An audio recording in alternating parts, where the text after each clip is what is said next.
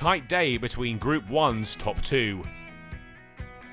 It's a mouth-watering contest at the Cloudfm County Ground, where the top two sides in Group 1 go head-to-head, battling for supremacy before the LV County Championship's June hiatus. Both have hopes on finishing the season with silverware. Defeat here could be deeply damaging to their chances. The visitors chose to bat, but it would be Essex with the early joy. Compton in for Hamid and out for 11. Caught off the bowling of Siddle. Duckett went in the Aussies' next over, out LBW. Slater and Clarke mounted a bit of a recovery. The pair picked their side up and played their way towards 50. But they couldn't get there. Slater was the third batsman to go, out LBW to Snater. Notts found their way to the 50 mark, but would see Clarke depart. He walked off the field of his own volition after taking a heavy blow to the elbow. James and Mullaney rather shepherded their side through to the break from there.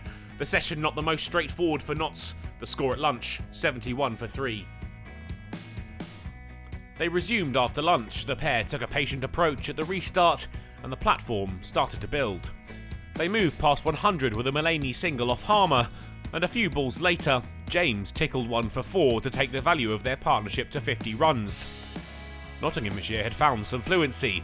Essex locked out, and the middle-order pair were giving their side a real platform now. 6 runs from the combative Mullaney was further indication that this wasn't the same Notts performance from the morning session.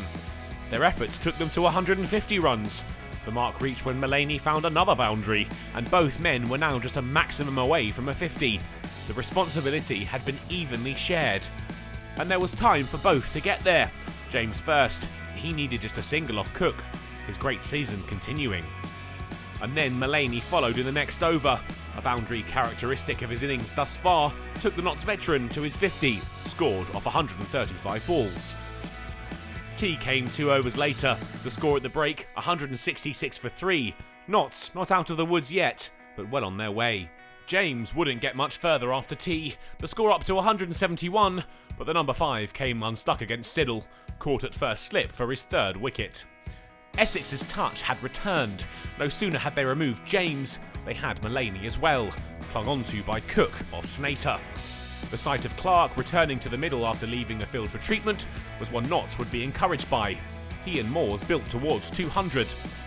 But the wicketkeeper couldn't add more than 20 before he had to go, bowled by a swinging Cook delivery.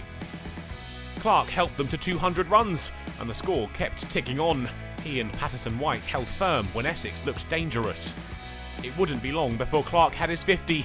2 runs took him to the mark, a brave display after he returned following his injury. And he took the value of the 7th wicket to 50 runs too, with a single off Harmer. They batted their way to the cusp of 250 when the day was brought to a close. The score 248 for 6, and this tantalising match had yet to be grabbed by either side.